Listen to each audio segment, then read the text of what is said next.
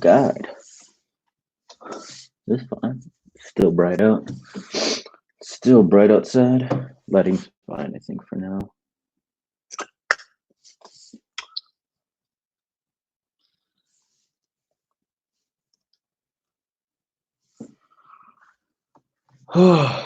Let's see. What's up? What's up? What's up? Get these notes ready too. Ah, man. Oh shit. Hey, what's up? What's up? What's up? What's poppin'? Thanks for coming through. Greg is gonna join us in a few moments or so, probably 10 minutes or so. So I thought I'd get the ball rolling in the meantime. What's poppin'? What's poppin'? Let's see. Close this down. What's good, everybody? What's good? Oh, we got 12 people already. I know that's not a lot, but that's a lot for me. I don't care. At least some people are watching. Put this away. Yo, what's good? What's good? What's good? All right. What's poppin'? Brand new whip just hopped in. Early for once. Don't worry. We trying to start the streams at a reasonable time. You know, they be going long. So, yeah, Greg's gonna join us in a bit. Hope he comes here for like an hour or so to talk. I've made a bunch of notes to talk about. I have a lot of discussion topics that I want to talk about. So they're not just the usual, you know, what is in your rotation? What are your best pickups recently? So I got some notes, but yeah, come through. If y'all haven't seen my new video, I posted a styling video regarding around my Jeremy Scotts. Those have been yeah, just this styling video because I thought it'd be a cool video to do. But yeah, I've been trying to learn men's fashion history today since I've neglected the scene. Well, the man to watch is Ao. He's, if you're coming for men's fashion history, this is not the place. This is not the platform. I don't have the knowledge to share on regarding that, but I do recommend the Fashion Archive, Casual, all those guys that know much more about that stuff than I do. So I stay in my own lane. I don't want to touch upon things that I do not know. 7 hours? Oh, that's light. 7 hours is light. I think I still hold the record still? I think I did 10.5 hours. I'm not too sure. Yeah. I don't know. Hopefully Greg can join us for like about an hour or two, talk about some stuff. Talk about, there's not a lot of Canadian people. Let me maximize this. The fuck? Yeah, not a lot of Canadian people in the scene, so we're trying to build this community over here and build this, hopefully, this Canadian clique or something. Oh, word. My bad, man. I misinterpreted that. Yeah, a lot of history stuff. Keezy dropping a mini doc today on YouTube Fashion.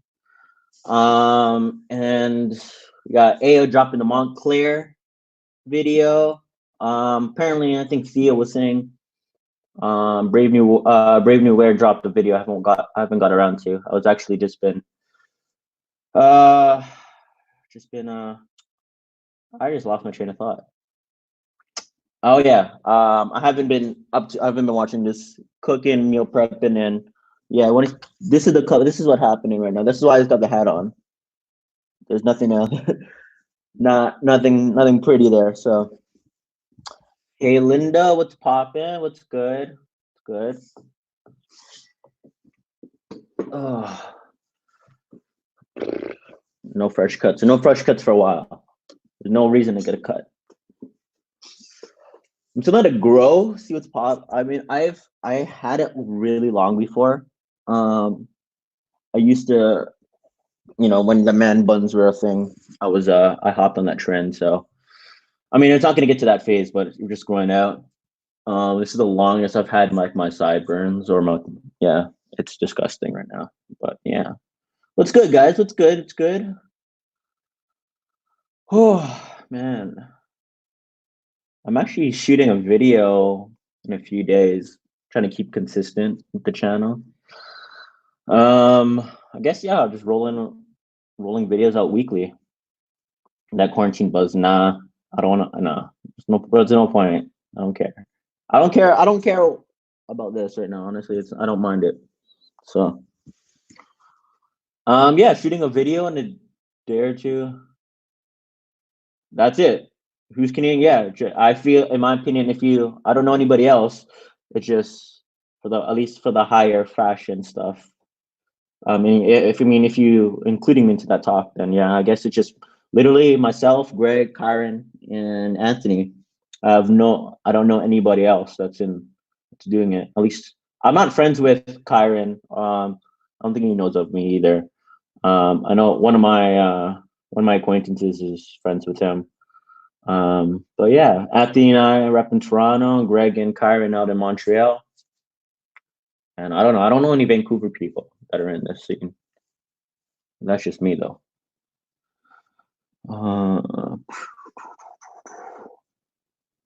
Yeah, really up to. Yeah, it'd be nice to like grow a community though. Definitely grow a community. Talk about it. Think if it's just Greg, Kyron, and Anthony, and myself, I think it's important us for to bring in encourage more of a community, and help grow this Canadian scene. I think that's important of us if we're, I mean, I don't want to say we're held accountable, but it'd be like good to like carry scene and bring the more a new generation as well in. Yeah, I think that'd be cool. I think, yeah, I think it's important for us to use our platform to encourage it and not be competitive with each other, since it's just us. But yeah, I think it's very important.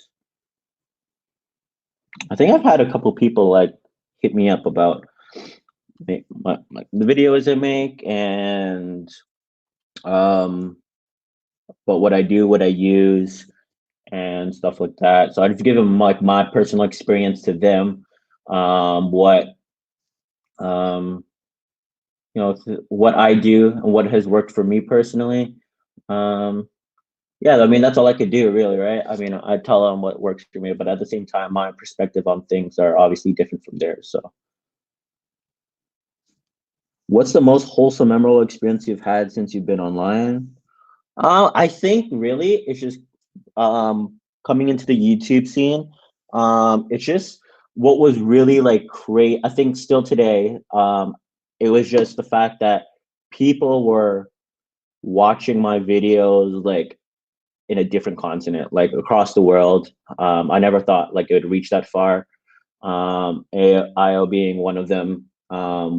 And supporting my channel from London, it was just super surreal. It's just like it didn't feel real, and I don't know. I just found like it was just people like supporting work always feels good, but like people supporting your work from across the world was just a really great experience. And I think also just being recognized. I mean, I don't care.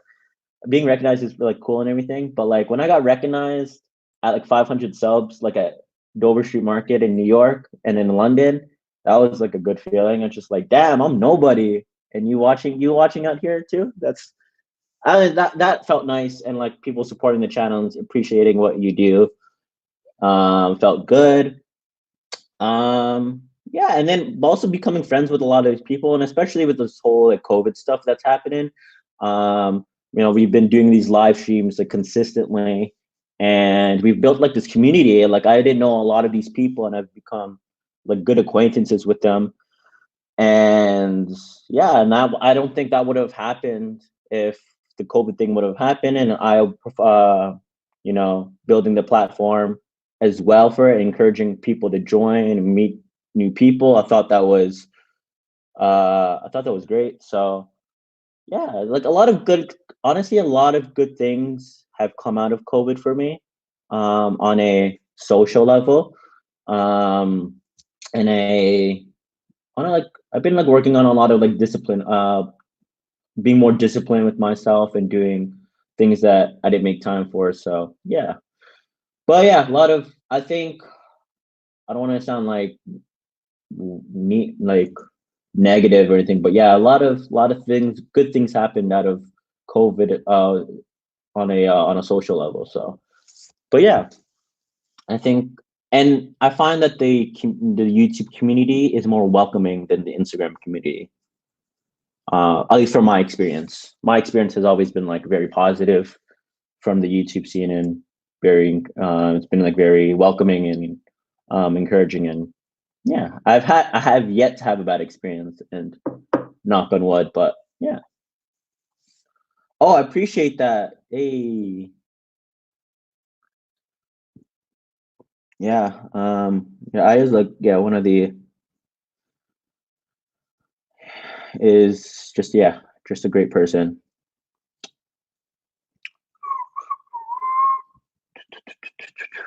Let's see. Yeah, I think Greg said you come just around 5:30ish or so. No rush or anything like that. I got nowhere to be. Since I'm doing a lot of talking, let me get a glass of water.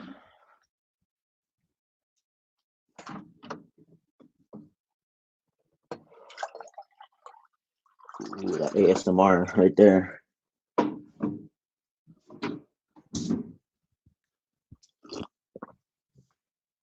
Yeah, the beard is coming in heavy right now. It's a chia pet. I don't care. It's fine. I got nowhere to be. No one to impress right now. Whew. But yeah, what's good? Just talking about YouTube experiences so far. But yeah, same with NY Typical. Like, see, one of the good things that happened out of COVID is that we got to be introduced to that homie, and yeah, we've been some good like online acquaintances so far, and been like learning from new people as well, and that's always getting people's perspective on different things is always good. Yo, my beard is crazy right now.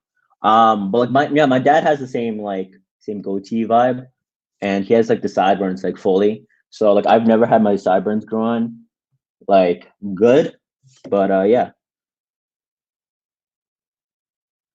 Oh, interesting. ASMR buckbangs. Word. I don't really watch mukbangs unless it's like people that I already watch and people that I want to listen to talk. But I don't watch a lot of mukbangs or just ASMR videos in general. I've never really got into them. I'm not saying that they're dope. ASMR people wind up obese. Okay. Great content though.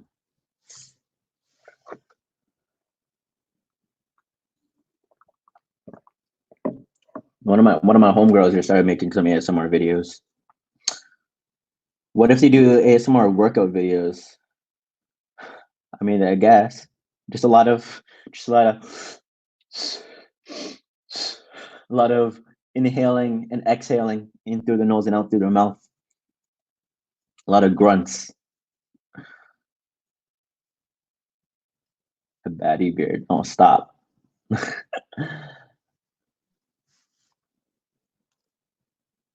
Am I into podcasts? If so, which ones? I am. I just really started listening to like BOF podcasts.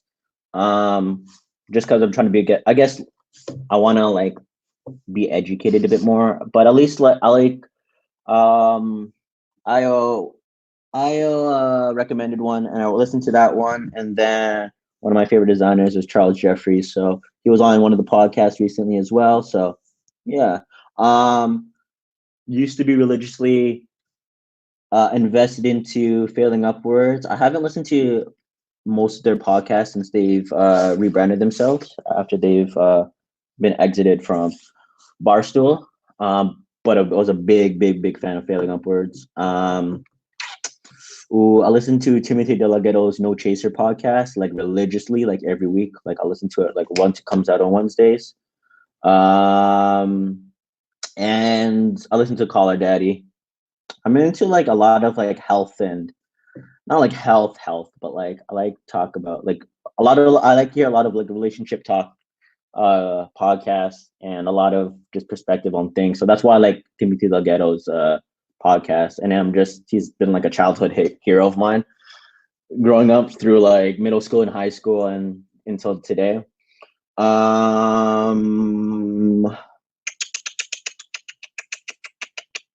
Fuck, I think that's all that I listen to like right now consecutively. Oh, I used to listen to a lot of the Business of Hype podcast. I haven't been on top of it recently. I think the last one I've listened to was the Christina Pack one. That was the most recent one that I've listened to. But yeah, I don't know. There's usually when I listen to podcasts, I do it when I'm like meal prepping. I'm just like cutting up some like vegetables or marinating stuff, or if I'm taking like an Epsom salt bath. Those are usually the times. But I can't listen to like a podcast while like I listen to podcasts while I'm editing photos too and stuff like that. Those are the podcasts that I do listen to religiously. Let's see. Listen to new music. Yo, a lot of new music dropped on like Friday. But I listened to like pretty much everything that came out on Friday. But yeah, the Baby's album was very underwhelming, to be honest. And I'm a big fan of Kirk. Oh, okay, hold up, pause. Yeah. Yo. My man.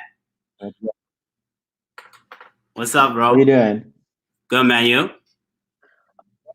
I'm chilling. Yeah, just answering some of these people's questions that they got while you were, doing your thing. We're just talking about a lot of new music just dropped on Friday, so we're just going through what was popping. But yeah, we got Greg in the building. We got nobody knows, Greg is, how do you say your last name? Ntore. Proper pronunciation. And Ntore. Yeah, Ntore. Okay. So we got Greg Ntore in the building. We got the Canadian fashion god, if y'all don't know. He's like popping on YouTube and also on IG. So if y'all don't know him, give this man a follow. He's worth investing your time into. What's up, man? How you been, man? How are you? I'm well. Just trying to keep busy. I just actually did some Pilates right before this. That kind of keeps me like going. Yeah, it's a good like mental thing. What about you? Man, chilling, man. I actually like did some groceries, did a bit of a quick workout today. So I mean, there's nothing else to do, So what we're doing is kind of just like working out, shooting. I've been trying to. I didn't release a video this week, but maybe next weekend. But yeah, man. Honestly, it's just been workouts, work, fits, videos. That's about it, man. It's yeah. Go ahead. Sorry. Yeah, no. I was saying it's kind of like now I'm in my 4th week, and it's kind of like it's kind of getting to me a little bit, So definitely. Yeah. And you, how's the situation of COVID over in Montreal at the moment? It's so right now in terms of the curve, it's not really like flattening or anything, but we're all getting a lot less cases. But for now, they're saying that some businesses might start opening in I think like beginning of May. But okay, that's good. We probably won't go back into work until like probably end of May, mid-May, But fortunately, like for me, like I'm kind of still working. And like, but most like, like SSENSE has been shut down for a while now, Gotcha. But yeah, man, but honestly, like it's kind of the same as everywhere else, like I know some places in Europe have kind of started opening again, like opening like schools and stuff. I know Germany and Spain, but yeah, man, we just got to stay patient, How is it over there in Toronto? Yo, I know, I just read an article that we just had like our biggest spike of cases, like over like 570 cases in one day.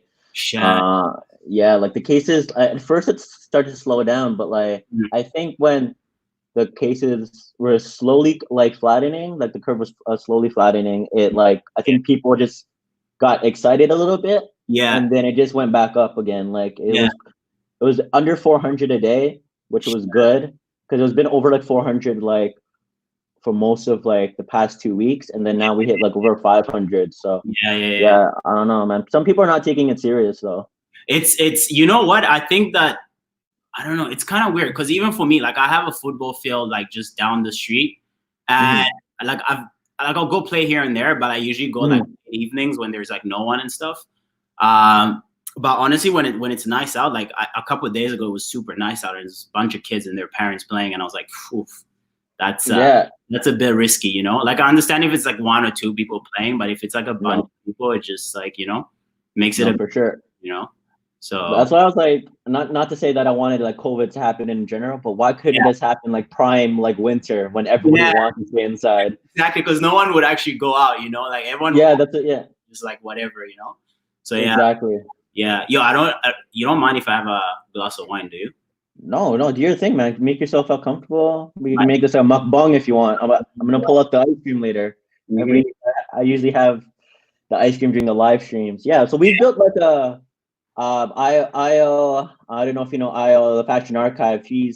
We've built this like this ongoing on like live streams throughout like a circle of us, and we've kind of like this huge community. So I really wanted to have you on. The community is not that big here in Canada. There's only like a few of us at least, and so I wanted to get you on, get some perspective on things. First of all, so you're a personal stylist over at SSENSE, right? Yeah. So what's your what is your like role specifically over at SSENSE? So what we do is like we cater to like a certain like group of clients. We have about like 80 to 100 clients each. We're about like 10 or 12 like personal stylists right now. And what we do is we just help them out with their wardrobe, show them some of the new arrival, discuss some of the new collection. If there's anything that they're looking forward to, like for next season, and they kind of like tell us like, hey, like, I just watched the show, let's say, if I would love to have this item come into you guys' buy. We kind of can sometimes communicate that with the buyers, and the buyers can see what they can do. And man, overall it's super fun. You get like, especially as you get to know the clients and stuff, they kind of just like become so comfortable with you, and they really let you like kind of like almost in a way choose their wardrobe and help them out and like go back and forth. So so it's kind of like, it's legitimately like a personal, you're literally a personal stylist, so like you're picking some of their stuff.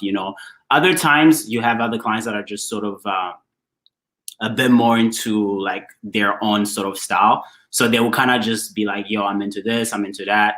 Can you help me out? Can you let me know when some of these brands come in, when you have new collections coming in? So man. So overall, it's pretty good, and that's honestly pretty much it, we just go back. Go ahead. And you've been there for about a couple of years now, right? Yeah, no, it's 2 years now. 2 years, 2 years I've been there. It's about to be 2 years. 2 years.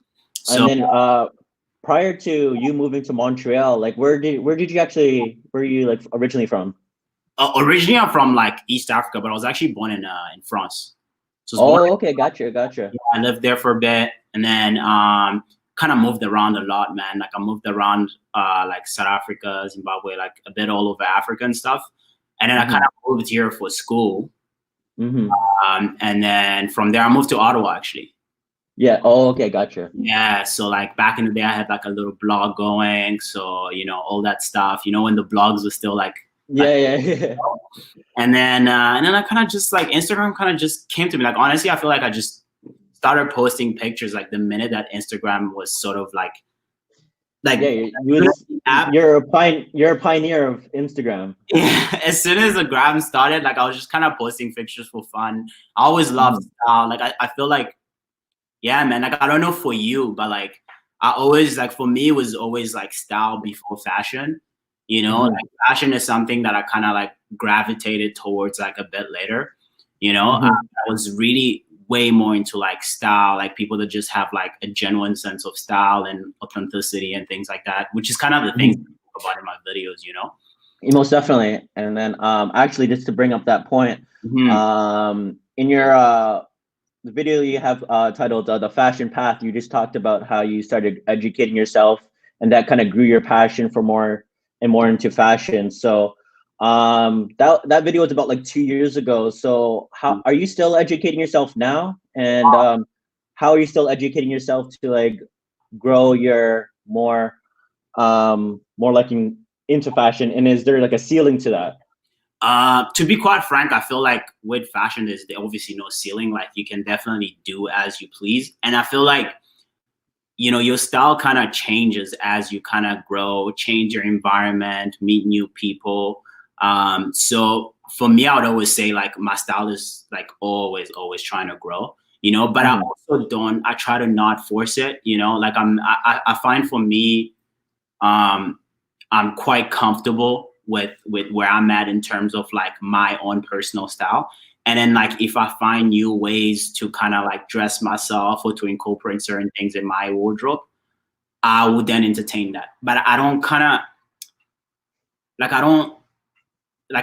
search for it as much as I used to. Do you know what I mean? Like I'm kind of like a bit more chilled now. I'm a bit more like, you know, I'll add things here and there, even in terms of shopping, you know, like I'll add things here and there in my wardrobe. But now it's like, it's really like over the past, like I'll say 2-3 years, like it's really been about longevity, man. Like it's really most definitely for you. Like it's just been like, cause what I started finding out was there are certain things that I would buy that I just wouldn't wear. And that used to kind of like piss me off a bit. Cause you spend so much money, right? And then like, you don't wear it as much and you're kind of like, oh man, you know? So now it's really been about like simple pieces that I can see myself wearing for like bunch of years, you know? And yeah, man, and just like I feel like Instagram obviously is a good platform, even though it's not all the time. It is a good platform to get inspired sometimes, you know, especially women's wear, man. Like I don't know for you, but like, man, for women's wear, it's like it's quite interesting, you know? No, I I totally agree. Like especially for like our body types, we're a bit more like you're a lot like taller than I am, but like we have like that slimmer like body type, I would say. So we kind of like we can like branch out to like women's wear, and like because they make silhouettes that a lot of men's wear doesn't make consistently. Like you might find like, let's say like a nice high-waisted flared trouser. You might find once you do find like that perfect silhouette, it's like an arm and a leg for it. But when like with women's wear, they consistently make those like cuts because that's so popularized with them, and then you don't always have to pay for an arm and a leg for them because it's like a common silhouette for them. Yeah, you're right, because it's quite crazy too, because they also have a lot of options, right? Like compared to us, it's like you're so boxed in sometimes, you know, that it's like you know, it's a pair of pants or a t-shirt or a shirt or a jacket. So a lot of the times you really are boxed in. But then what makes it really fun for menswear sometimes is that it pushes you to really sort of understand your own proportions, understand what works for you, you know, and then play around, honestly. Like I always say, like to this day, man, like there are things that I'll pull on and be like, oh, I'm not feeling this. And I'll be like, okay, what can I change? You know, what can I add onto my like, you know, layering or something. And then like usually for the most part, I feel like, yeah, you always find ways to make it work, you know, if you're passionate enough, or if you're just like, you know, I'm starting to understand better my proportions and my body type and stuff like that, you know? So, like going back to like longevity, I think it's important in a way that to go through a phase where you impulsively buy to understand that like, hey, like I'm only gonna wear this like only for a special occasion or whatever. Like I think people can make videos about, I like your video on like about smart shopping. It's like I think people need to go to like understand why it is, and like you get from impulsively buying to realize like, you know what, I need to buy specific pieces that will last me a long time. Rather it's like, okay, but like I really like this though, but I know it won't. But then understand it like firsthand that, you know, it's not always gonna last. Or maybe like you talking about like Balenciaga's like the triple S's and like the track runners like being hot at the time. It's like, are these gonna like hold in my, are they gonna stay in my consistent like rotation in my wardrobe consistently? Yeah. Or I don't know, because I feel like with me personally, with like the track runners, I impulsively bought them because I genuinely like them. But like since they give like that sneaker feel, I feel like I will always. I mean, I still wear them to this day, like since they came out like a couple years ago. Yeah. So I genuinely like that silhouette and the sneaker vibe. Yeah. And it goes with a lot of the things that I wear anyway. Yeah. But yeah. You know what? Like, just not to cut you off, but like I feel like that is such a good point, man. You know, like because a lot of the times, you know, we talk about trends, let's say, right? And a lot of the times we'll be like, oh, this person is so trendy, or like, you know, I wouldn't buy these because they're so trendy. But I like, for me, what I've sort of begun to, like not begun, but I've kind of always thought that if a trend works for you, you should definitely wear it. And the thing is, it will show. Like, you know, when you put on an outfit and it just works and people look at it, there is an authenticity that you can see through someone like for example, if you're telling me like, yo, I love my track runners or I love my Triple S, and you know, you dress them and you style them, and you know, let's say you post a picture on Instagram, or I see you in the streets or something, there's this sort of, I don't know what it is, man, but like I really can tell when, even if someone is wearing like a trendy piece, I can see when it's coming from a genuine standpoint. I don't know if you know what I mean. You know what you can just, it's like, yes, it's a popular shoe, but he's done such a good job at putting it together in his own way. You know, and I've always appreciated it. So like for me, it's always kind of been like, when it comes to trends and things like that, it's like, no, like it's not like don't look at trends, or don't like, you know, or like as soon as you see a trend, just be like, nah, I'm not looking at that. It's like, no, you can entertain it, and if you can make it in your wardrobe and wear it, then good for you, you know. Most definitely. So yeah. Well, that's a good like segue, because you talked about in your that kind of like what you talked about in your like why I don't invest into the hype like video that you've made. Like you feel like, I mean, for you personally, like you've like elaborated in the video, but you tend to see a lot of people that just kind of buy into the into the trends and buy into the hype because they're like influenced by like some of the people that they look up to, but also it doesn't like, it might not always like flatter their like body type in general, because it's like they're built in a certain way. Let's say like you're like, what, how tall are you? You're about 6'3", 6'2"? 6'2", yeah, I'll say 6'2". Yeah, and I'm like 5'7", so you, like our proportions are totally different, right? And so let's say I saw something on you, like, oh, like those en plissé, like those beige, like wide legged trousers, they look like excellent on you because they suit your like your proportions. They might not give off the same like vibe towards me. So, like a Wyatt pair of boots might look like perfectly good on you because it gives you that little extra height, and it might not look the same on me or whatever. So yeah, so I definitely get it. Yeah. So you talking about in that video specifically, you kind of took a little bit of, I'm all about, you know, giving out negative critique out there, but you talk about like how people tend to like copy and paste outfits that they see on IG with like hyper items. Yeah. And they don't usually like to push the boundaries with, like, let's say with a bulkier shoe, they might wear like skinny jeans with them. Absolutely. And like the proportions are totally off. So what are like some current hype items that you do see, like, or you're not a big fan of seeing, that people are always copy and pasting and that are just wearing the exact same outfit all the time? I think obviously like the pleats have been a huge thing right now. Like I mean, they've always been, but like I think not always been, but like I feel like more so now everyone is kind of wearing like the en plissé and stuff, and I feel like they are, how do I put this? I'm trying to make sure I say it in the right way, but no, you say how you really feel about it.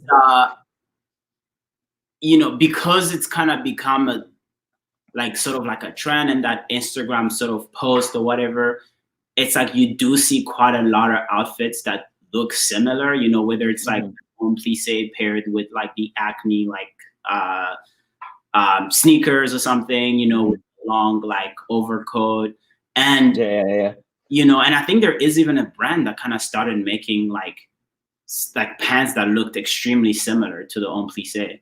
I don't know. I was talking about give me one. Like a group chat. Yeah, go. I'm gonna grab something. I'm grabbing my phone. Maybe post this on my story or something. Oh yeah, no worries. Yeah, go do your thing. Let's see. We'll see in the comments. I haven't really looked. Good style. Oh, I can just right. Say it again. I can put the link in my swipe up, right? Yeah. Put the YouTube link here. Like, let me see. Hold up. Yeah, it's chat. Or text it. Oh, here it's right here. Oh, hold up. Here's the link. Here, I'll text you the link. Yeah. So you can share that link for people to tune in if they want. Yes.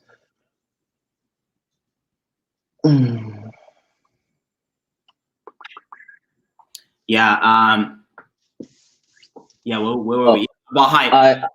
About somebody replicating the Homme Plissé. Was it the AI was saying it's, was it this brand? Cold Laundry? Damn, I didn't even know it was Cold Laundry. But we were talking about in the one of our group chats about like, because recently like Minimal has been like really copy pasting a lot of like popular silhouettes. So I'm like, I'm surprised that like Minimal hasn't copied like the Homme Plissé like silhouette yet. Yeah, the thing is like, look, like as I say, like for me, I honestly feel like, look, if you can make trends work for you, like great, you know.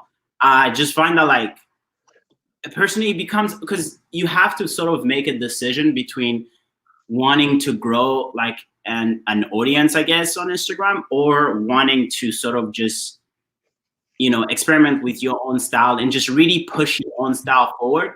And if the growth comes, it sort of comes, you know, through like, you know, naturally, or through just people genuinely appreciating like sort of like your own personal style, you know. But I feel like obviously right now there is a lot of pressure when it's like, let's say people starting an Instagram page or whatever, it's like they feel that pressure to be like, I have to make my outfit kind of look like this person or that person to grow my page and my audience.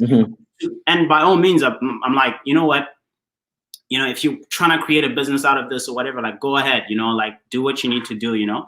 And for some people it works, for some others it doesn't. And at the end of the day, I find that it kind of makes everything look the same, you know. And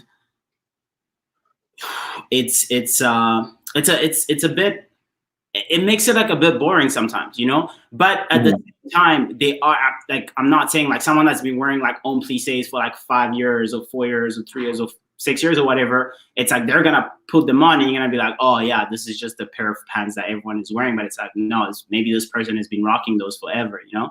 So like for me, it just always goes back to, you know, being authentic within your style and just really, you know, like experimenting with your own proportion, with your own body type, and just pushing through, you know. Like it's like, you know, find what works for you, you know, and keep at it, you know. Don't deviate from that, you know, like keep at it. And if there's growth that comes with it, great. If it doesn't, be patient and just keep at it. That's what I sort of in a way meant with the hype video, where it's like, look, I try to not follow it, even though sometimes we're all on fucking social media, you know? So we are gonna kind of be like, yo, those sneakers are sick, or like, damn, this outfit is nice. I wonder if I can sort of like replicate it.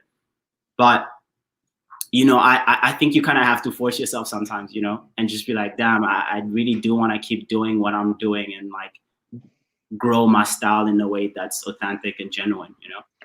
No, for sure. Like, because if you're trying to be like your own individual and you just being this, you know, dressing up like whatever's trending, you kind of just get like saturated into this area where you kind of just look like everyone the same. So it's like, it's like, let's say if I started dressing like the way that you do, it's like, oh, this guy dresses like Gregg. This guy dresses like SSENSE or something like that. And it's like, you want to be like, oh, this guy has your own like personal style. Like it's separated from like you or like SSENSE and stuff like that. So I think and then everyone just gets like sucked in usually when they're, especially with the hype items, they get like sucked into the same niche and they dress it the exact same way as everyone else. It's tough, you know, because you know, the other thing is that like, it's also like you have to understand that like at the same time it's like it's probably like, you know, like everyone that kind of does this Instagram thing is either like, you know, early 20s or late 20s.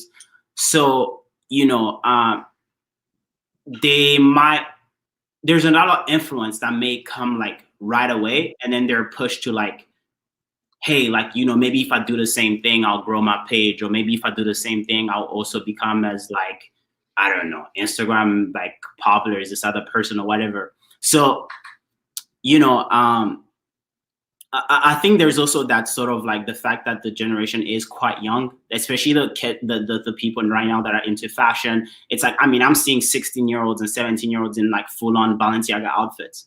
I wasn't dressing. I didn't have no like Balenciaga. Yeah, it's funny that you brought that up. It's like, like when I was growing up, like I don't know, I wasn't really into like fashion, like especially like in high school, but there was definitely, I was into like a lot of streetwear things, like when like the hundreds and like all the skater brands, like Obey was cool and everything like that. But like and that price point is so much different than Balenciaga's price point. And it's like, and for me to ask some like my parents or even me, if I had I was working as early as like 14, 15, like a minimum wage job.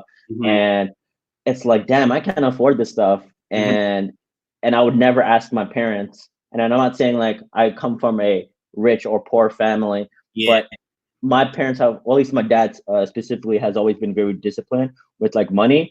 So I would even be scared to ask like, hey, can you grab me this like Louis Vuitton bag? Like that would be like absurd.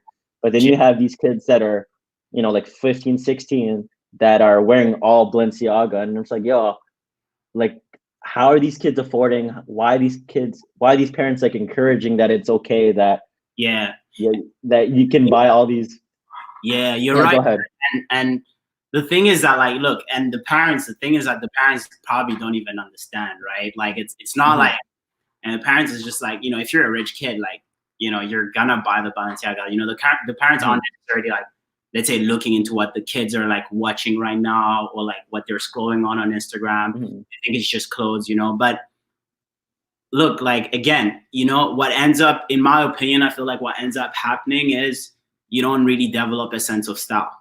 You know, and to me, that will always be, at least in my personal opinion, that will always be number one to me. You know, I think that, you know, even like when I started Instagram or when like I dress, or if I see someone in the street or if I chat with people, it's always just like for example, Sanj, when we first started talking and stuff, it was genuinely like, I was like, dude, I love your style. You know, like I feel like it's super honest and it's like, you're doing you, and it's like it's in a way it's different, it's refreshing, you know, it's refreshing to see, because it's kind of like the things that were in my head like being put right in front of me, you know, and it's like great, man. And to see him do so well now with YouTube and Instagram and stuff, like it's like that's perfect. So anyone can do it if you just kind of stay true to yourself, you know.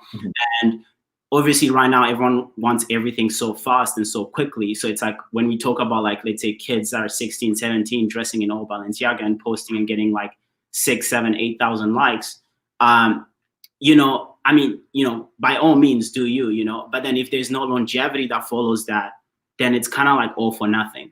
You know, I think the best thing is to sort of like figure out a way to develop your style and grow organically.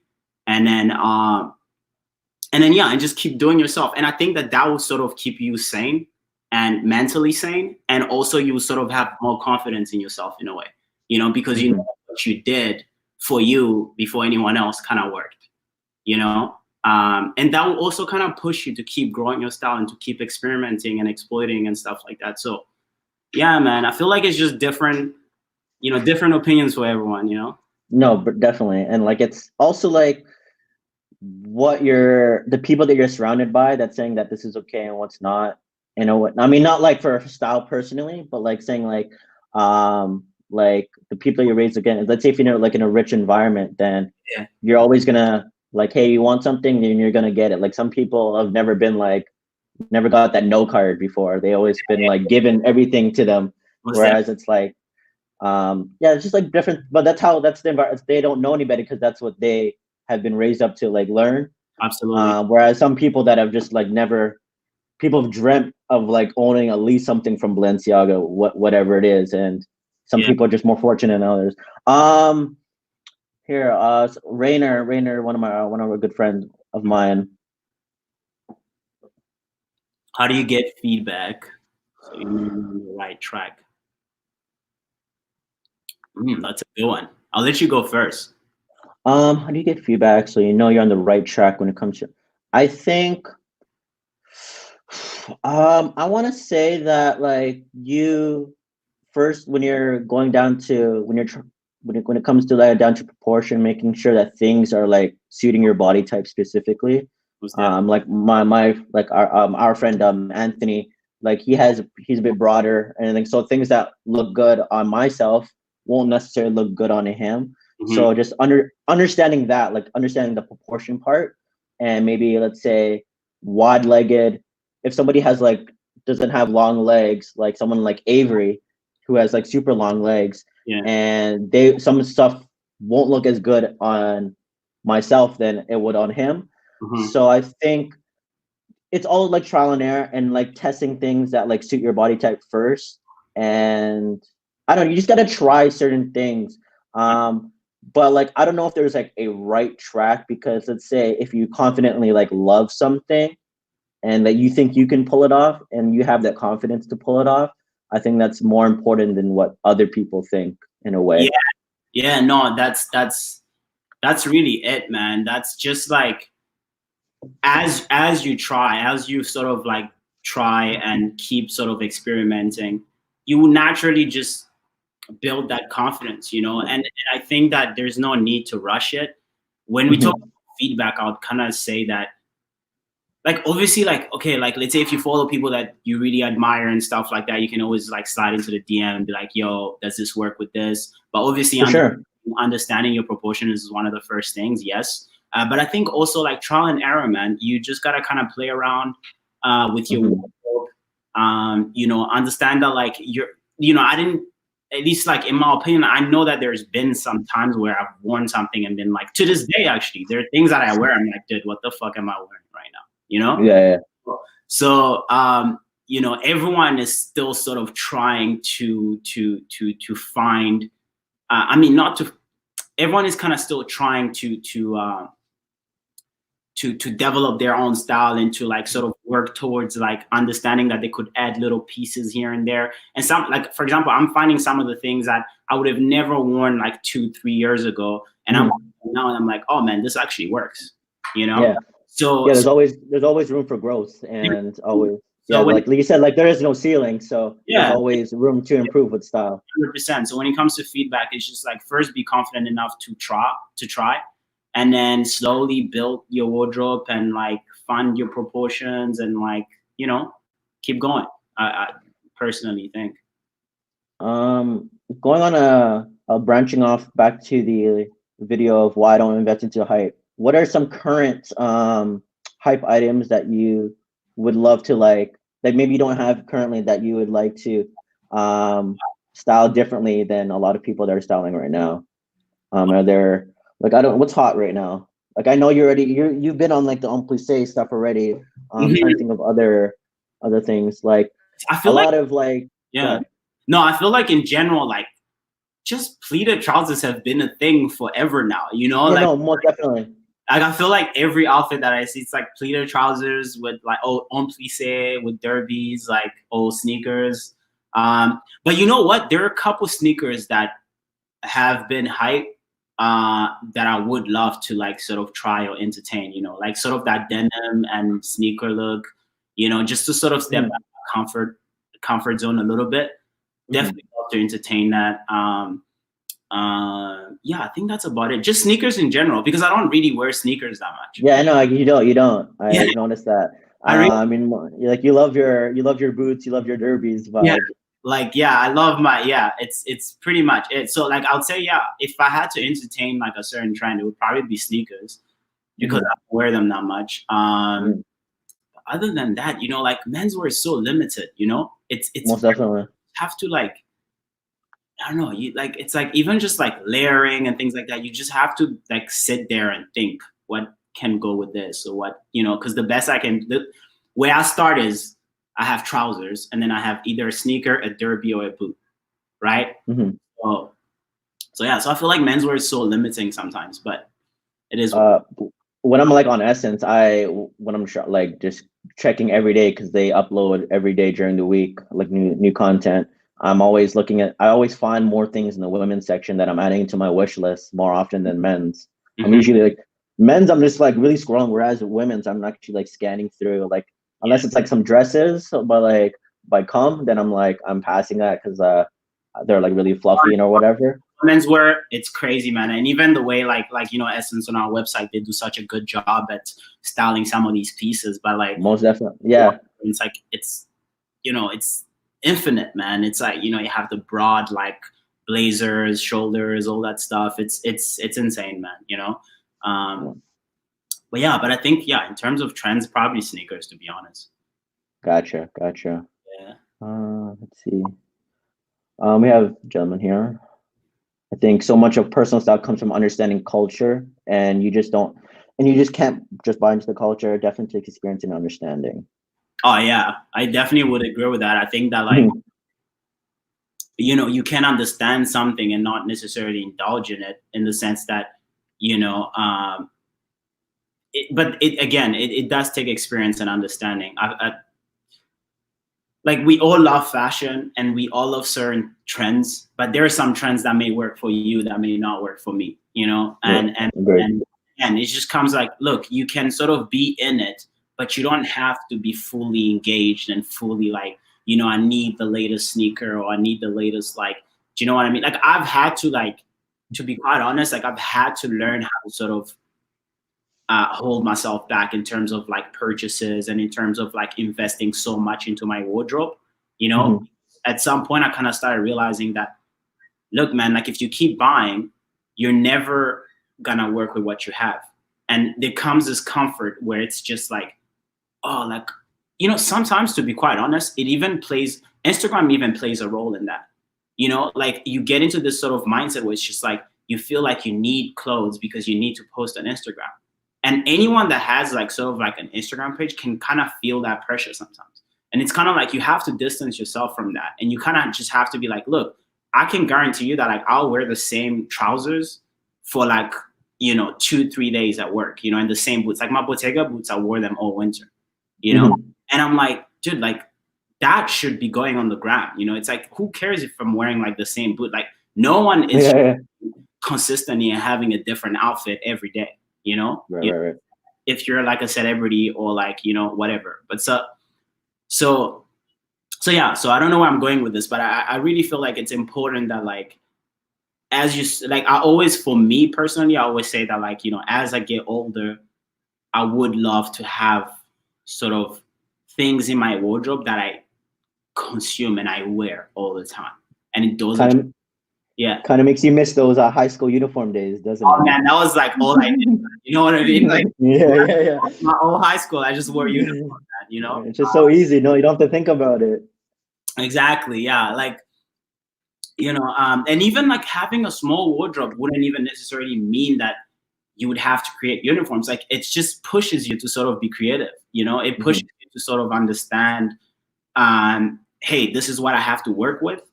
And how can I make a new outfit out of these like sort of 10 or 15 pieces that I have every day?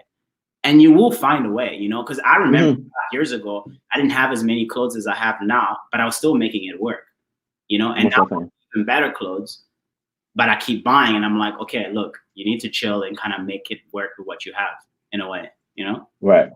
Yeah. There was one person that said something. Doing a little callback. When you were living in France, and then you were in high school in France, right? Yeah. Dude, I was a kid, man. I was like, yeah.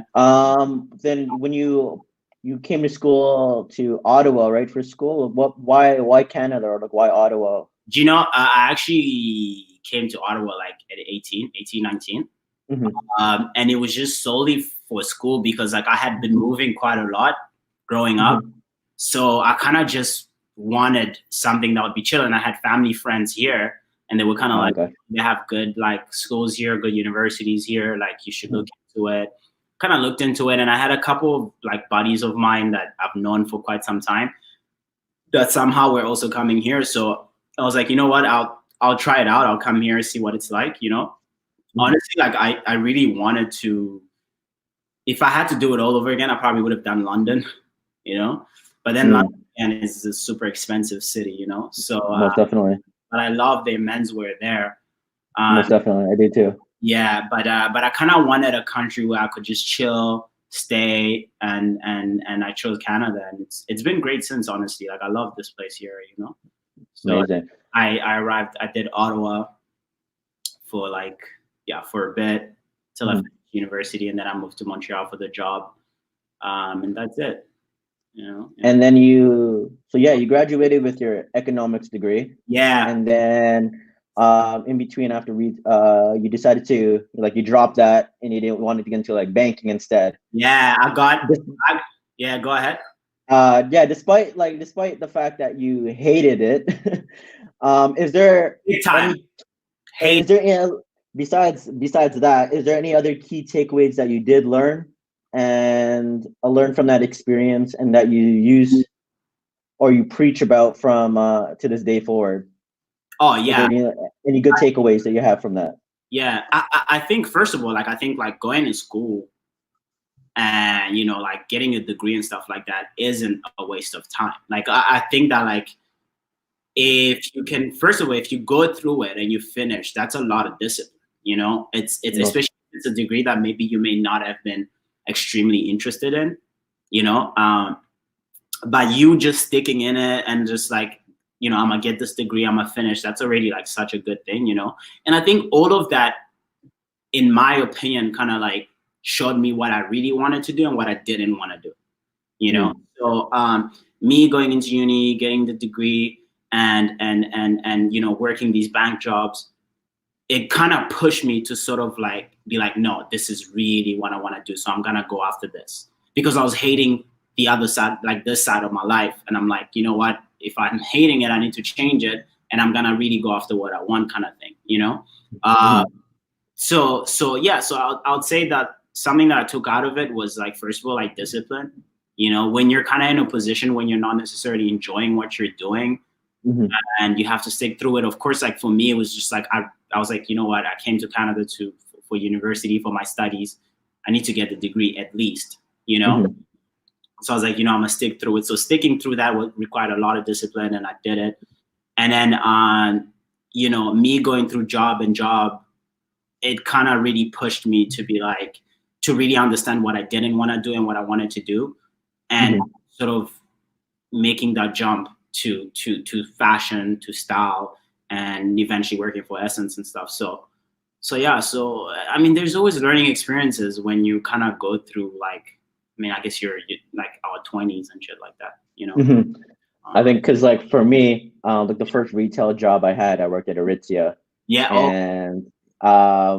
And then like it's definitely like it wasn't a good like first experience, because like if anybody's ever worked or if you've ever heard, I mean, if you know you live in Canada, so you probably know at least one person that's worked at Aritzia. But it's definitely like a very toxic work environment there. And because they just care about like productivity, they don't care about like how you feel. Like, yo, if they treat you at least, I mean, not just my personal experience, but you hear consistently like it's like a very toxic, especially with people being very competitive with sales and everything like that. Anyway, but the biggest takeaway from that I did learn is that, as awful as it sounds, is that like what made me like in a more efficient worker and outside of the workplace and is that like I always one of the guys that told me when I was working, because I worked stock, they said like, hey, if you're not sweating, you're not working hard enough. And then it's like at the time when I heard that, I'm like, what the fuck? That's some crazy shit. But then you build a routine around that, and I'm always like working fast. Like I'm just like a fast worker. And that built like my time management and made me more just like an efficient, like doing things quick and also efficient at the same time. Because you can do things really quick, but if your efficiency level is not there, then like the like it's unbalanced essentially. But yeah, I think that was like because if you ever like see me like in public and I'm by myself, I'm always like walking like I got somewhere to be. But I'll be like, it's my day off, I'm just chilling actually, but I just walk really fast. But yeah, I think even through like bad like things like you've like hated or bad experiences, there's always like things you take away from. No, most and that's what I like the most. I find, like I've always kind of thought that like it kind of goes back to like fashion, style, Instagram, whatever you're doing, period. It's kind of like the challenging times.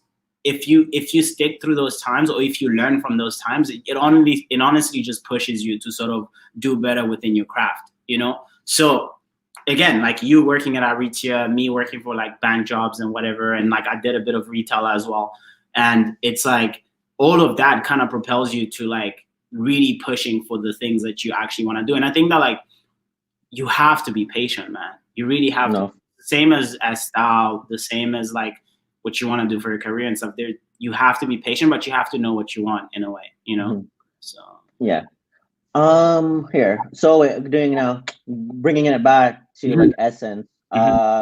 You as a, what are some like, let's say, what are some assumptions that people, sorry, I'm gonna try to get this question right. What are some assumptions that people have as you being a personal stylist at Essence? What are like some common misconceptions, or you as a person in general? You like have maybe have 41K on Instagram and people look at you differently. I don't know, stuff like that. Wow. It is true that like when you work for a place like Essence, there's sort of like quote unquote like sort of like cool. Oh, you work for this cool company, or like say like people see like your Instagram and they see it like you have a bit of a following, and there's this sort of like I guess misconception that comes with it. But to be quite frank, like for me personally, like I've always like, even when I like started working for Essence and stuff like that, like it's always kind of just like I've always like I'm a very quiet person actually in life. Like I really don't talk that much, or like talk about my personal life or anything like that much, And one of the things that you do notice with Instagram, when like let's say if you build a little following, or if you like if you work for Essence, is that there's this sort of like gas that happens, right? Like people tend to gas you up or whatever. And I think that like if you don't know yourself well enough, you can kind of entertain that. And if you know yourself well enough, you understand that this is just because maybe you have something going on or whatever, and it's not even that something that big. It's just things that you enjoy doing, that you're just expressing yourself in a way, And I think that like for me, I've always kind of told myself like, it's super important to like stay like sort of humbled, and also to in a way stay in your lane and like almost hype yourself up and not look for external validation in a way. And I think that really goes back to like the question about like feedback, for example. I think that like if you generally find ways to develop your own personal style and your own confidence, you won't need as much feedback as you think you need, right?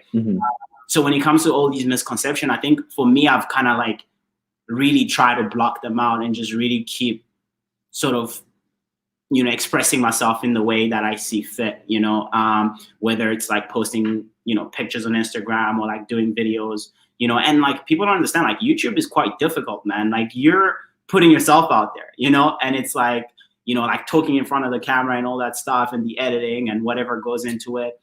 It's like, but the more you do it, the more you build that confidence. And already that first step of doing it means that you have confidence within yourself to be able to do that, right? So I think it's super important to stay humble and to not fetch so much of the external validation, but almost validate yourself and sort of, stay disciplined within your craft, and like, have genuine conversations. Like every time I talk to like, whether it's you when we met, or like now that we're kind of like chatting on live streams, it's like I love to talk about like general stuff. Like it doesn't always have to be about fashion and style. And if you want it to be that, let's be that. But we can also kind of talk about the pandemic going on, or talk about like, Yeah, facts. you know, the fact that we're all missing sports right now. So Facts. That's what I've it's because you were talking. This is like another topic that I want to talk about after. But you, in one of the videos, you were talking about like how the consistency about YouTube. I'll get into that after. But you talking about like, hey, you go to work and you work at SSENSE, like let's say the whole day, and it's super hard to come back home and just be encouraged to like talk about more fashion stuff on YouTube. yeah, And but yeah, like also like I've always talked about like how, let's say on this live stream, yeah, we both do like fashion content, but I think it's also fun and to know that like, hey, we have actually hobbies outside of this, and like we can talk about other things. It doesn't have to be fashion 100% of the time. Like, hey, we can talk about like your love for architecture, like that's not like that stuff. So 100%. I think that's just like super important that like, hey, you're not just like this single-minded person. Like, no, I love like it's super important, because you know, one of the other things that like, and that's the thing with like Instagram or YouTube and stuff like that, is that like, in a way, like I've had to kind of sit down sometimes and kind of think about the fact that I don't necessarily want to box myself in, especially with YouTube. Because I kind of did that with Instagram in a way, which I still love, but like it's like I feel like with YouTube I kind of want to make it eventually like sort of like a lifestyle where we kind of just chat about certain things. Because if you generally think about it, a lot of the people that are watching these videos, or that like, you know, are tuning in, or it's like we're sort of all in the age group, you know, whether it's like late teens, early 20s to late 20s, right? Or maybe even early 30s, you know? And I feel like there's so much more that we're all trying to like look for within those ages. You know, it's like, you know, like don't just see someone posting like content and doing this and be like, oh man, that person must be doing so well and stuff like that. It's like, they're like, you don't know their personal life. This is just what they're showing you, you know? So I think that exactly. like eventually like you kind of want to like, at least for me, like I kind of want to just like talk about certain things that doesn't necessarily have to do with fashion and style, and things like, you know, growing your style and like finding your own uniqueness, and just like being confident enough to like, you know, develop your own style and not rush it and things like that. So yeah, man. So I think all in all, it's like, it's just like you have to have interest in almost everything, and like not be shy to express it eventually, you know? Most definitely. Yeah. Now that you're like a personal stylist over at SSENSE, going on to about like what this guy is saying, are you at where you like, are you at where you want to be, or where do you want to go from here, or are you comfortable where you're at, or what's the dream idea? Oh man, like I always used to kind of think that like eventually like I'll do personal styling and then moving to like a buying position or something. And like as I've worked for SSENSE, I really, really love what I'm doing right now. I think one of the biggest things that I like is that like I see so much of the department growing in different directions, and I see how much sort of like freedom we have to be able to work on our own, like sort of, we're very independent in a way, you know, and just even some of the connections that you build with certain clients that are like super big people, or like, you know, people that could like, you know, ask you to like, you know, do this for them or do that even after you're done being a personal stylist. Those sort of relationships, you can keep them in your life and they could help you later on. And I kind of started thinking about it, and I was like, oh, like this is pretty good. And but I think for me, like later on, it's just like to keep building what I'm building, and just I don't know, I have a bunch of ideas of things that I want to do, but it's more for myself, and growing just my own personal businesses, you know, and not necessarily looking for like, I don't know, like a desk job in a way, you know. And I know for sure, you know, everyone, like there's, you know, a lot, especially now in our generation, it's like everyone is sort of fetching for that, like, dude, I want to make money on my own. I don't want to be sitting at a desk and stuff like that. But it's like, for sure. You know, you kind of have, you know, you can kind of work at the desk job, but also be building your own stuff. Like you don't have to. For sure. It's not, you can't just get there. You're like, you need to like work your way. And it takes time, you know, and it's like, for sure. It's so for me in terms of career, it's really that. It's like, just keep building what I'm building, and just like be patient. I think patience is super important, and be disciplined, you know, and eventually you get there. So yeah, how about you, man? For me, like going, like working on what, like doing that branching, like things are just not gonna happen overnight. Mhm. Right now, like I work full time over at Coach as a stock manager. So But at the same time, I'm working to be like a full time photographer. Hopefully, with the next like 5 years, I've yeah, been going back and forth to like Fashion Week over in Europe, nice.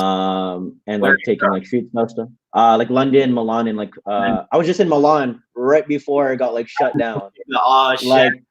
Like London, I mean Milan Fashion Week ended like on the Sunday, I Yeah. mean or Saturday, and then I flew out like Sunday, and then Monday shut down. Shit, man. You Yeah, go, it was, man. yeah, I got lucky. I was like, Oof. because at first I didn't even know about like that it was like that like escalated, but like my uncle that's married into the family, he's from Italy, and like he was talking about like, hey, are you back? And I'm like, yeah, I got back yesterday. He goes, okay, like stay away from us because like you probably got like COVID and shit. I'm like, what are you talking about?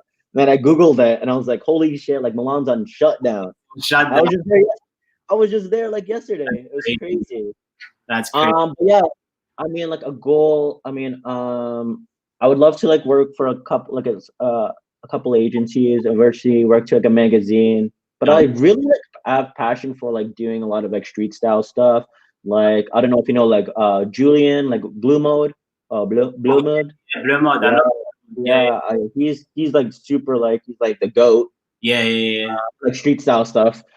But yeah, like honestly, that like I'm really gravitated towards that and doing like fashion. I mean, what the guy that was asking about being critiqued about making sure you're going the right direction of your personal style, like Rainer, he actually is like a commercial photographer here in Toronto as well.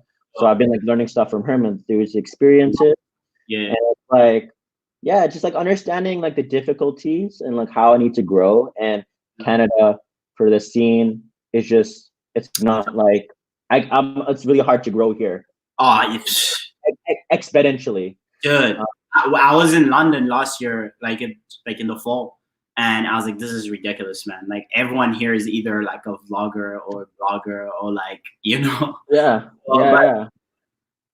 I think So yeah, also, if we look at it from like a different perspective, is that like we are sort of like you have more opportunities to be recognized here because there aren't that many people doing what you're doing. You know, like hmm starting these live streams and stuff like that. hmm Kind of like it's cool, man. So it's like you know, there's always a positive that can come out of us being here. You know, and no, 100%. yeah, yeah, And so it's like it's one of the guys. It's like saying it's like really like people that do like higher fashion stuff are like you, Anthony, mm-hmm, Kyron, and mm-hmm, then people have included me into the conversation. But yeah, then it's not like it's not oversaturated. So in a way, why like I wanted to do these live streams? It's like yeah, there's like we at least we if we're I don't want to say held accountable, but if we're this community that's only here, then I think it's good for us to like invite and help grow the community.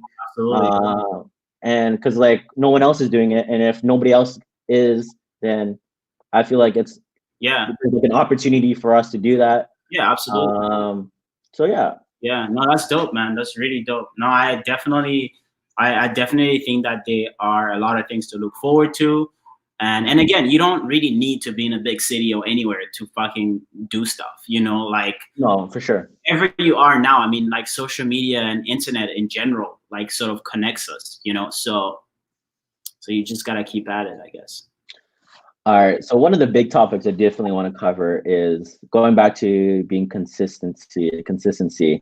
Mhm. Like you talked in going back to like how it's hard to be motivated when you like you're talking about fashion all day at work and then come home and create content could Yeah. be like exhausting. So I think what I wanted to talk about is that like I think a lot of the common questions that happen on live stream is like, hey, I'm a YouTuber and I'm just starting out. Any advice I can give? And I think the more common answers are just like, hey, be like consistent and blah blah blah blah blah. And I think about the consistency thing is that yes, it is important, but also I think Take on that. Yeah, go ahead. because I was talking to the group chat too. It's like being consistent. I it's funny that you weren't making videos consistently, maybe once a month, maybe like every 2 months, 3 months, or whatever. Yeah. And that's because like I don't know where the YouTube is on your priorities of things that need to get done in your life. And for me, it's like I'm passionate about it. I love doing YouTube videos, but at the same time, it's not a priority for me. But I think not being consistent also motivates me to stay happy. Yeah. And because what do you hear about the OGs of YouTube? Like maybe even like Sanj. I don't know if Sanj can do an input on this, but especially with Jacob J. Keller, like Avery, it just things. Well, Avery even I mean not Avery. Jacob J. Keller talked about on the Failing Upwards episode is that like, hey, it's like you make videos so consistently. Like how much clothes can you actually buy? How much like stuff that you can talk about, and then that can just get tiring. Being consistent can be tiring, and which ends up leading you to be like very unhappy and not want to make videos anymore. So me like creating videos all the whenever I want to is that I'm always happy doing these. I love doing it, but like I'm not over exhausting myself. Absolutely. It's like I think one of the guys, I'm not throwing like shade on it. One of my friends or one of the guys in our group chat was just talking about like, oh, it's like you need to be consistent, blah blah blah. But I think it's like, but who are you being consistent for? Like, are you doing it for yourself or are you doing it for your fans? And like, who's happy at the end of the day? Like, are you trying to just make your fans happy? Yeah. Because it's kind of like if you're not making yourself happy, then that's like toxic for yourself, which ultimately leads you to like not doing any more videos. Yeah. So a lot of like basically you're getting burnt out. Yeah. So, the back archive is exactly. A lot of the OGs burnt out. That's true. The thing is like I so agree with that. And for me, what I started noticing was that as you grow, there is this pressure, whether it's YouTube, whether it's just social media in general, there's this pressure to upload more and to post more and to be more consistent. And you feel that pressure within you. If you're being honest with yourself, you do feel that pressure of like, oh, maybe this picture didn't do as well as the last one. So I need to double down and like post more or whatever. And, or like maybe add stories or something like that. And I kind of, to be quite honest, like at some point I was like, no, I can't, at least for me, I can't let that swallow me up because that would sort of push me in sort of in a hole that I don't want to be in, right? Because you build anxiety and you build this sort of pressure of wanting to like, be like, oh man, I'm growing. So why am I slowing down? Why am I not growing as fast as I was growing like 3 weeks or something? And it's like, I think that like with YouTube, for example, when it comes to consistency, I always think that like it has to be a video that you're sort of like into. And again, like I haven't seen that podcast you're talking about, but like that pressure of because I'm trying to build an audience, I have to buy more clothes is such a bad way to go about things. No, it's super like toxic. It's very toxic for yourself, and it's like puts you in a corner because you're like, oh man, like all my pictures look the same, or oh, I'm always wearing the same this and same that. And it's kind of like, but isn't that what you're like in real life? Like, aren't you actually wearing the same pair of boots? Aren't you wearing the same t-shirt like maybe twice, 3 times? And it's like, and these are the conversation I feel like we need to have, because like you can't push yourself into like consuming so much just to be able to upload. You need to like, at least like for me, like what I started understanding was that, look, I'll post videos when I have time. Like right now, I'm working from home. I can sort of schedule myself.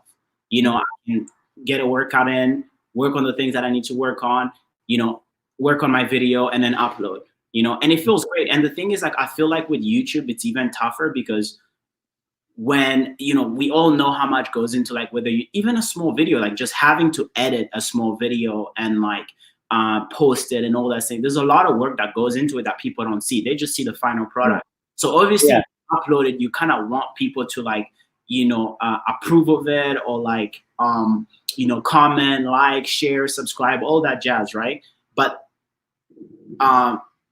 the thing is that like you're choosing to do that. So you need to make sure that you're happy doing it, right? So it's like when I'm editing and I'm getting frustrated, it's like, there's like, oh, it's fine though. It's kind of, I feel like there's a purpose in this, like I do want to get this message out. And I feel like as long as I feel like that, I'll keep doing this. When I don't feel like that anymore, then I'll stop, So yeah, so I think that like with consistency, it's just about like pacing yourself and just like, obviously there's been times, to be quite honest, where I'm just being lazy and I'm not uploading. No, So for sure. Off on that, you know, and like I'm sure No. you too, you know. 100%. It's just like, but then the thing is, life takes over. You're working so much and you're socializing maybe, and then you're not, you know, you're not doing the things, you're not putting the things that you should be putting a bit more upfront, right? So you're wasting a bit of time, but then eventually you kind of come around and start working again. But going to that point, it depends also like how holding yourself accountable. It's like also it depends where that, like I said, going back to priorities, where that YouTube follows. Like, is it like your top priority? If it's not a priority, then it's like you being busy and doing your own thing, getting your bread and whatnot. Like that's more important for yourself, because like you need to like maybe get that, you need to work like harder to buy that, like those expensive boots that you want to show off on YouTube, whatever. But like fuck, I'm having a brain fart, hold up. But yeah, I think, yeah, what people don't see is like they only see like the end product. But let's say you're doing like maybe like some pickups that you picked over the last month, and you picked up like 10 items. Yeah. Talking about each, like, okay, setting up, talking about like, hey, I'm showcasing what I picked up this month, talking about each piece, going to depth about it. Yeah. Maybe, hey, there's a story behind this or whatever. Yeah. Like I saw it on this person, or I've always wanted this, but I came across it on Grailed, and doing that with each piece, and then filming it to try on, setting it up and everything like that, and then cleaning up, putting everything away. Like, yo, that takes so much time, and it's exhausting. It is, it is, and like the thing is, you know, and that's why I like to say that, like, I really admire people that, like, I remember I was even having this conversation with Sandra at some point. I was like, dude, like uploading 2 videos a fucking day, a week, bruh, like, you know, but obviously, look, nothing is impossible. Like if you're disciplined enough, you can do it. There's just like, you know, there's a lot of hours in a day, but it's kind of like, look, there's a lot that goes into it, but luckily we enjoy it, both of us, and we love doing it, and we love expressing ourselves. And I think that, for me, I'm really loving these live streams. I was actually, shout out to like the Fashion Archive. I've been peeping quite a few of his videos lately, because I've like just been chilling at home, and I was kind of watching the live stream with that he did with Sand recently, and I watched a couple other videos on fashion history, and I saw that he was going to St. Martin's in the fall. So congrats on that. Yeah, man, TSM, he's great. Like, yeah, that's big ups to him, man. It's the big ups, right? And it's great, man. Like, I just love the fact that like everyone is kind of just like figuring out a way to kind of do their own thing, and just like, you know, like, you know, in 2, 3, 4 years, like the Fashion Archive might be the outlet for everyone to go in terms of like news outlet, and in terms of like, instead of going on Vogue or whatever. And I think that that's beautiful. You know, that's beautiful that like people are sort of like creating their own jobs and doing their own research and educating themselves in the way that they see fit, and putting it out there, you know. So yeah, so with all that, it's just like, I think for all of us, we're kind of just like enjoying ourselves, enjoying what we're doing. And I think that it's important that we do it as much as we do it at a moderate pace, so that we keep enjoying it, you know, and sort of not burn out.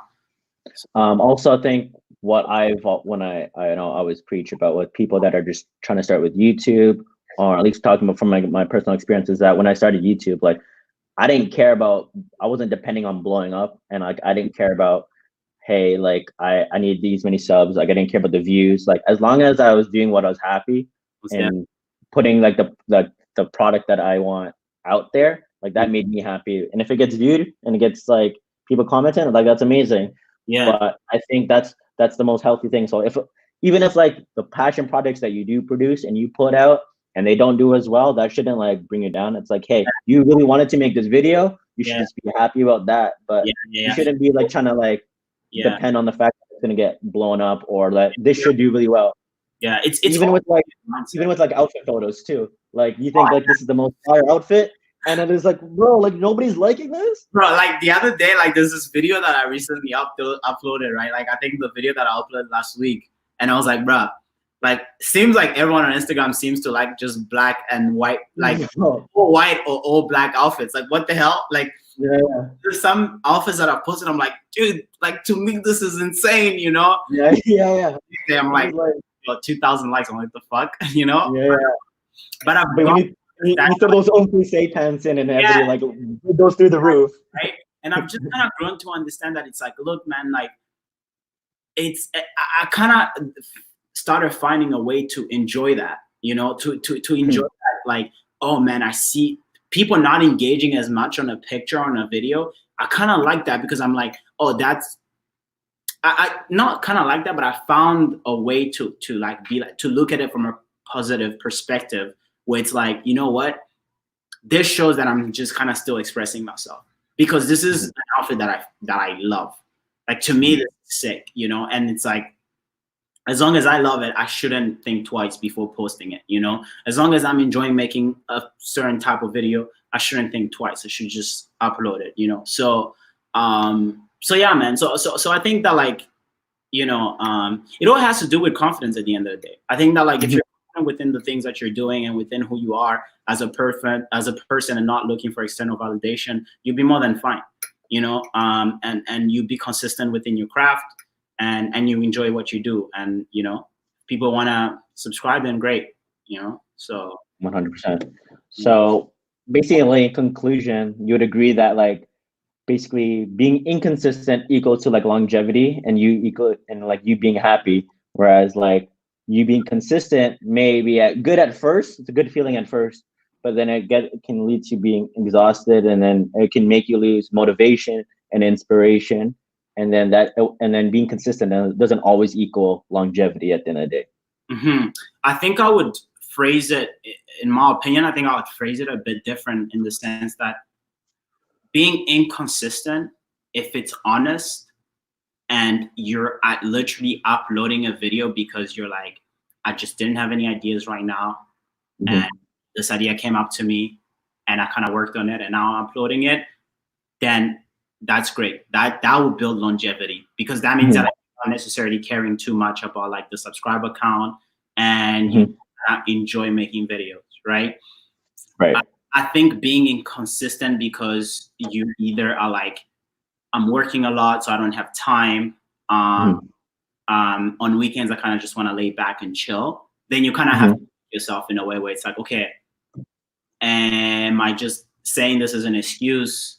You know, this is what I do for me. You know, I'll be like, this is an excuse, or do I not enjoying doing this? Do I not enjoy it anymore? You know, so I think if inconsistency has sort of like an honest and genuine, like I'm being inconsistent because I'm just not, I don't have any ideas, I'm not finding, or I don't want to upload that much, then great, you know?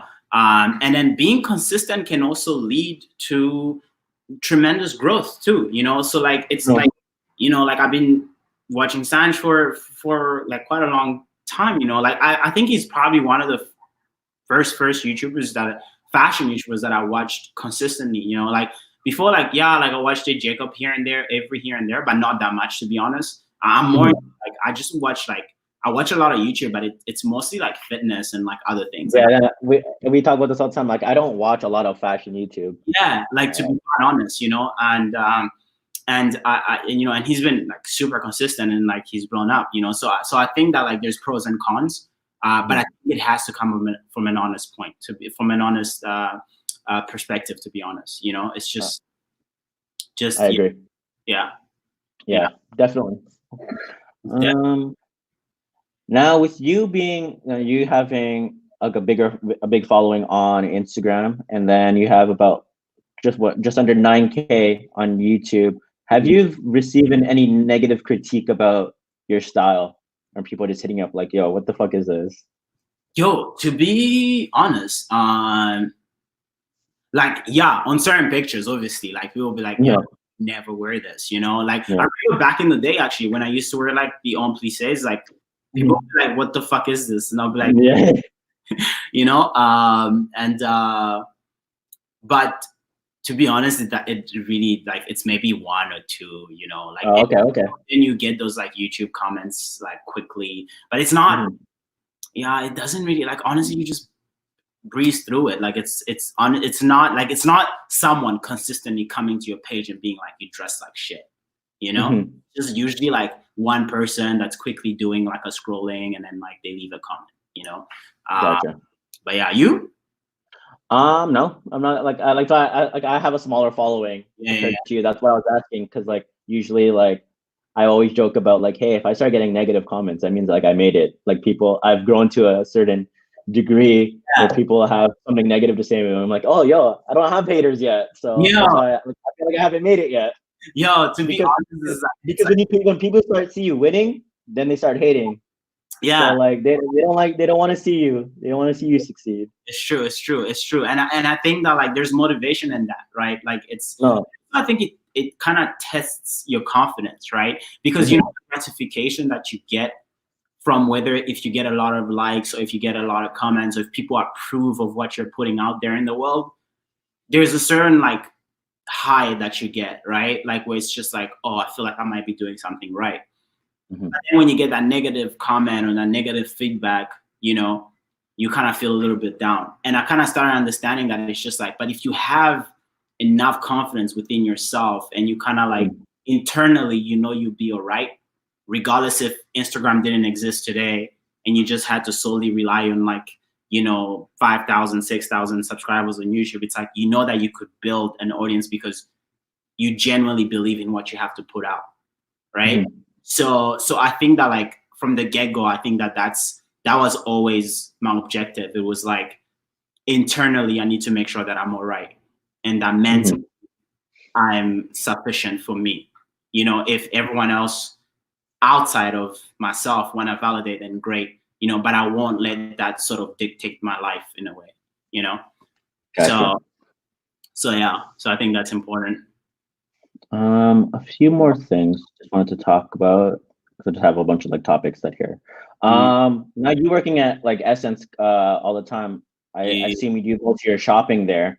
Do you find yourself shopping anywhere else, like any of these local Canadian boutiques? It's so hard because you work there, and then yeah, okay.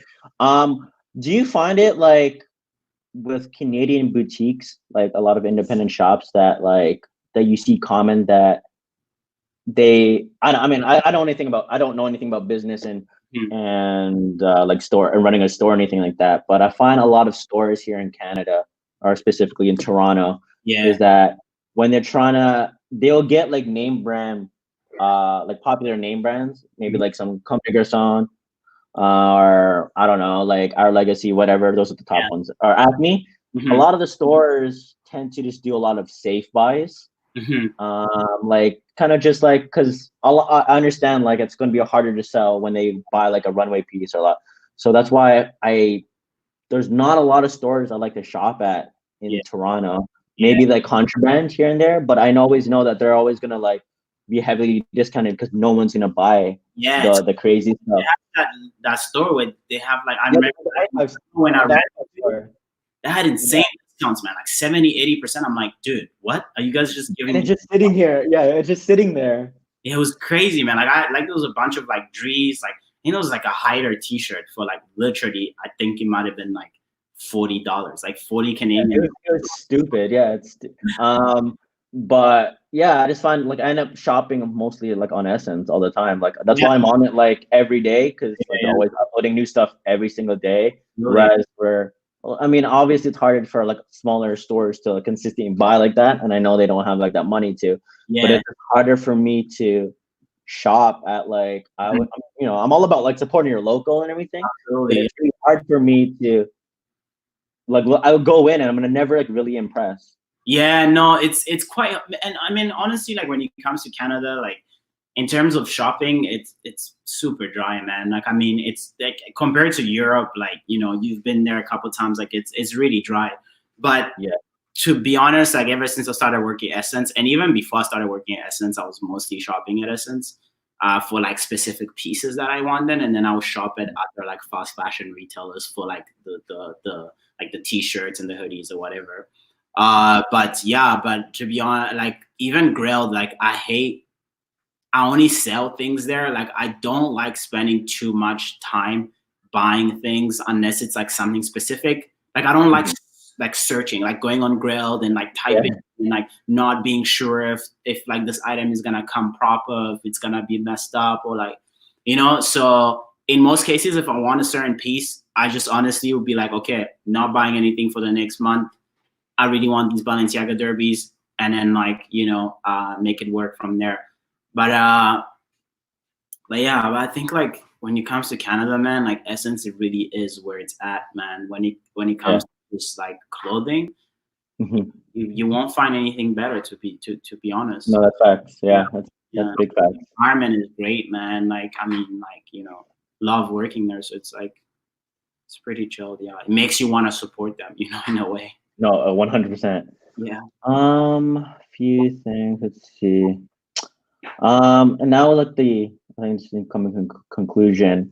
Like the small community of like, why do you think, besides living in Canada, why do you think the community is super small here for fashion YouTubers here? And like, where could it be like the opportunity for it to grow? Because there's only like I said, there's only a couple of us. Yeah. And, I think that like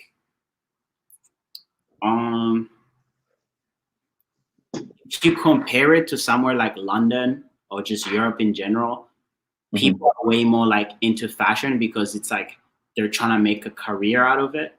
I've noticed that, for example, in Montreal, most people that dress well just honestly dress well. They work like in something completely different, nothing related to fashion. A lot of people like they thrift, they buy vintage clothing, you know, and they can put 2 and 2 together, but they're not necessarily into fashion. They just, I guess, love clothes and like have a sense of style, you know. But like if you look in Europe, it's like a lot of them actually see this as a career, you know, like they want to work for the houses, and like most houses, you know, they're either based, like their headquarters are either in Paris, Milan, London, you know, so they have a lot more opportunities to work in like PR or like fashion and stuff like that, you know. But here, it's like honestly, if you want to work in fashion, the only place you can go to, like if you want to reach the highest of the highest, is Essence, right? Maybe is a big company. So I think the community is small here because people aren't generally as into it, Europeans or like even like Americans, you know, like States. Yeah, I think, yeah, that's, I would say. Yeah, no, like just people like, I'd say like the lack of interest is there, but there's also people that are into it, but that's not like super into it. They're not like passionate about it, so they could like have like, I'm like with it, but like I'm not like, I'm like religiously like I care that much to know I need to be updated with every show and stuff like that. Like, and also like one of the things is that like one of the things that I noticed in like, let's say London and stuff, is like people are like really genuinely into fashion. Like it's not for like, of course some of them is for like there is clout and there is like a sort of like a flex or like coolness oriented towards it. But a lot of them like really are into like, you know, going to fashion school, going to like, you know, all that stuff.